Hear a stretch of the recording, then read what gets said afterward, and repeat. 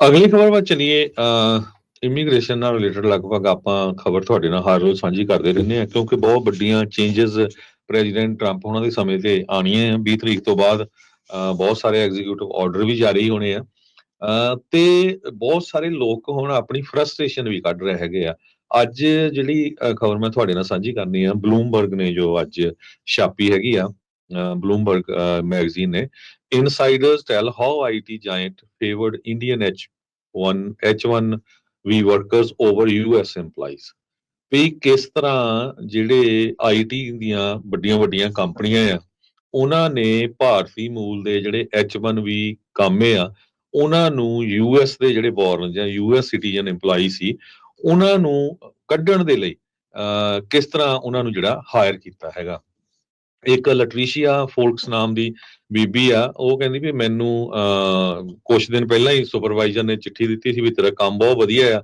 ਬਾਅਦ ਦੇ ਵਿੱਚ ਕਹਿੰਦੀ ਮੈਨੂੰ ਪਤਾ ਲੱਗਿਆ ਵੀ ਮੈਨੂੰ ਨੋਟਿਸ ਭੇਜ ਦਿੱਤਾ ਵੀ ਤੇਰੀ ਜਗ੍ਹਾ ਦੇ ਉੱਤੇ ਤੇਰੀ ਸਾਨੂੰ ਜ਼ਰੂਰਤ ਨਹੀਂ, ਤੇ ਉਹਦੀ ਜਗ੍ਹਾ ਦੇ ਉੱਤੇ ਇੱਕ ਹੋਰ ਭਾਰਤੀ ਮੂਲ ਦਾ ਜਿਹੜਾ H1V ਵਰਕਰ ਸੀ, ਉਸ ਨੂੰ ਉਹਨਾਂ ਨੇ ਹਾਇਰ ਕਰ ਲਿਆ। ਬਾਅਦ ਦੇ ਵਿੱਚ ਉਸਨੇ ਜਿਹੜਾ ਲਾ ਸੂਟ ਆ ਉਹ ਵੀ ਫਾਈਲ ਕੀਤਾ ਸੀ। ਤੇ ਕਹਿੰਦੀ ਮੈਨੂੰ ਪੱਕਾ ਪਤਾ ਸੀ ਮੇਰੀ ਜਗ੍ਹਾ ਦੇ ਉੱਤੇ ਕੋਈ ਅਮਰੀਕਨ ਨਹੀਂ ਰੱਖਿਆ ਗਿਆ, ਕੋਈ ਕਾਲਾ ਨਹੀਂ ਰੱਖਿਆ ਗਿਆ, ਪਰ ਇੱਕ ਭਾਰਤੀ ਮੂਲ ਦਾ ਬੰਦਾ ਜਿਹੜਾ ਆ ਉਹ ਰੱਖਿਆ ਗਿਆ। ਕਹਿੰਦੀ ਬਈ I definitely knew it was because of me being an American, not being Indian, and also because I was black।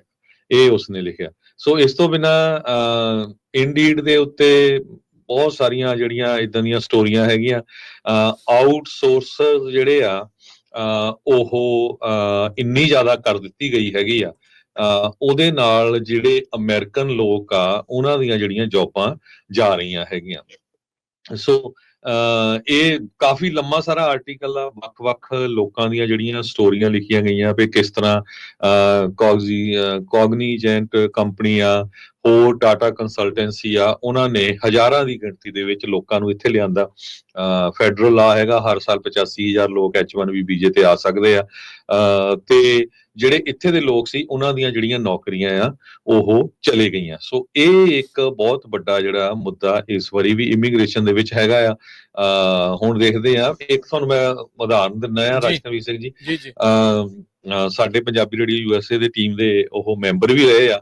ਉਹ ਜਿਸ ਕੰਪਨੀ ਲਈ ਕੰਮ ਕਰਦੇ ਆ, ਉਹ ਸਕੂਲ ਦੀਆਂ ਜਿਹੜੀਆਂ ਬੱਸਾਂ ਆ, ਉਹ ਉਹਨਾਂ ਨੂੰ ਕਿਸ ਤਰ੍ਹਾਂ ਮੈਨੇਜ ਕਰਨਾ, ਜਿਹੜੇ ਉਹ ਬੱਚਿਆਂ ਨੂੰ ਚੱਕ ਕੇ ਲਿਜਾਂਦੇ, ਉਹਨਾਂ ਦੀ ਟਾਈਮਿੰਗ, ਉਹ ਸੌਫਟਵੇਅਰ ਪ੍ਰੋਗਰਾਮ ਯੂਜ਼ ਕਰਦੇ ਆ।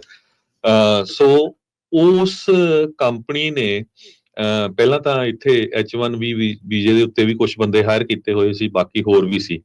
ਫੈਡਰਲ ਗਵਰਨਮੈਂਟ ਦਾ ਕੰਟਰੈਕਟ ਆ, ਤੇ ਹੁਣ ਉਹ ਜਿਹੜਾ ਕੰਟਰੈਕਟ ਆ ਉਹ ਉਹਨਾਂ ਨੇ ਉਸ ਕੰਪਨੀ ਨੂੰ ਦੇਤਾ ਜਿਨ੍ਹਾਂ ਨੇ ਸਾਰੇ ਦਾ ਸਾਰਾ ਜਿਹੜਾ ਕੰਟਰੈਕਟ ਆ ਉਹ ਇੰਡੀਆ ਤੋਂ ਹੀ ਰਨ ਕਰਾਉਣਾ ਆ।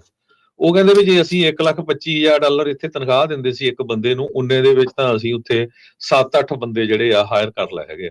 ਹੁਣ ਦੇਖੋ ਵੀ US ਦੀ ਫੈਡਰਲ ਗਵਰਨਮੈਂਟ ਦਾ ਕੰਟਰੈਕਟ ਆ, ਅਮਰੀਕਾ ਦੇ ਵਿੱਚ ਸਕੂਲ ਦੇ ਬੱਚਿਆਂ ਦੀ ਜਿਹੜੀ ਬੱਸ ਸਰਵਿਸ ਹੁੰਦੀ ਹੈਗੀ ਆ, ਉਹ ਸੌਫਟਵੇਅਰ ਕੰਪਨੀ ਉਹਨੂੰ ਯੂਜ਼ ਕਰਦੇ ਆ ਵੀ ਕਿਹੜਾ ਬੱਚਾ ਕਿੱਥੇ ਰਹਿੰਦਾ, ਕਿੰਨੇ ਵਜੇ ਚੱਕਣਾ, ਕਿੰਨੇ ਵਜੇ ਛੱਡਣਾ, ਸਾਰਾ ਕੁਝ ਉਹਨਾਂ ਦੀ ਮੇਨਟੇਨੈਂਸ ਜਾਂ ਹੋਰ, ਤੇ ਉਹ ਪੂਰੇ ਦਾ ਪੂਰਾ ਕੰਟਰੈਕਟ ਜਿਹੜਾ ਆ ਉਹ ਇੰਡੀਆ ਦੇ ਵਿੱਚ ਦੇ ਦਿੱਤਾ ਗਿਆ ਹੈਗਾ। ਸੋ ਨੈਚੁਰਲੀ ਉਹਦੇ ਨਾਲ ਲੋਕਾਂ ਦੀਆਂ ਇੱਥੇ ਦੀਆਂ ਸਾਰਿਆਂ ਦੀਆਂ ਜੌਬਾਂ ਚੱਲ ਜਾਣੀਆਂ। ਬਹੁਤ ਫਿਕਰਮੰਦ ਹੈਗੇ ਆ, ਉਹ ਕਹਿੰਦੇ ਅਸੀਂ ਤਾਂ 15-15 ਘੰਟੇ ਵੀ ਕੰਮ ਕਰਦੇ ਆ ਵੀ ਸਾਡੀ ਜਿਹੜੀ ਜੌਬ ਆ ਉਹ ਇਸ ਟਾਈਮ ਕਿਤੇ ਨਾ ਚੱਲ ਜਾਏ, ਕਿਉਂਕਿ IT ਸੈਕਟਰ ਦੇ ਵਿੱਚ ਅੱਜ ਦੀ ਕੰਡੀਸ਼ਨ 'ਚ ਜੌਬਸ ਦੀ ਕੰਡੀਸ਼ਨ ਜਿਹੜੀ ਆ ਬਹੁਤ ਮਾੜੀ ਹੈਗੀ ਆ। ਸੋ ਇਹ ਇੱਕ ਵੱਡਾ ਇਸ਼ੂ ਹੈਗਾ ਆ। ਇਲੀਗਲ ਇਮੀਗ੍ਰੇਸ਼ਨ ਦਾ ਹੈਗਾ ਹੀ ਹੈਗਾ ਆ, ਜਿਹੜਾ ਇਹ ਲੀਗਲ ਇਮੀਗ੍ਰੇਸ਼ਨ ਵੀ ਜਿਹੜੀ ਆ H1V ਵੀਜ਼ੇ ਨੂੰ ਲੈ ਕੇ, ਇਹ ਵੀ ਇੱਕ ਬਹੁਤ ਵੱਡਾ ਜਿਹੜਾ ਇਸ਼ੂ ਆ ਅਮਰੀਕਾ ਦੇ ਵਿੱਚ ਇਸ ਟਾਈਮ ਬਣਦਾ ਜਾ ਰਿਹਾ। ਇਹਨੂੰ ਦੇਖਦੇ ਹੋਏ ਬਲੂਮਬਰਗ ਨੇ ਅੱਜ ਵੱਡਾ ਸਾਰਾ ਆਰਟੀਕਲ ਆ ਉਹ ਛਾਪਿਆ ਹੈਗਾ। ਜੀ।